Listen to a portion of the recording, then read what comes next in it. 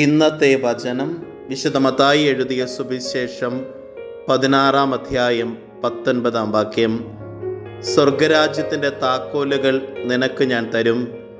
നീ ഭൂമിയിൽ കെട്ടുന്നതെല്ലാം സ്വർഗത്തിലും കെട്ടപ്പെട്ടിരിക്കും, നീ ഭൂമിയിൽ അഴിക്കുന്നതെല്ലാം സ്വർഗത്തിലും അഴിക്കപ്പെട്ടിരിക്കും. കാരുണ്യവാനും സ്നേഹനിധിയുമായ നല്ല ദൈവമേ, അങ്ങേ തിരുസന്നിധിയിൽ ഞങ്ങളുടെ എല്ലാ പ്രാർത്ഥനകളെയും ചേർത്ത് വയ്ക്കുന്നു.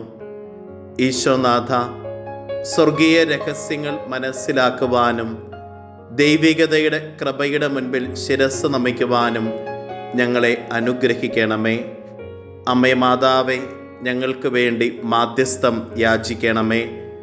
നമ്മുടെ കർത്താവ് ഈശോ മിശിഹായുടെ കൃപയും പിതാവായ ദൈവത്തിൻ്റെ സ്നേഹവും പരിശുദ്ധാത്മാവിൻ്റെ സഹവാസവും നാം എല്ലാവരോടും കൂടെ ഉണ്ടായിരിക്കട്ടെ, ഇപ്പോഴും എപ്പോഴും എന്നേക്കും.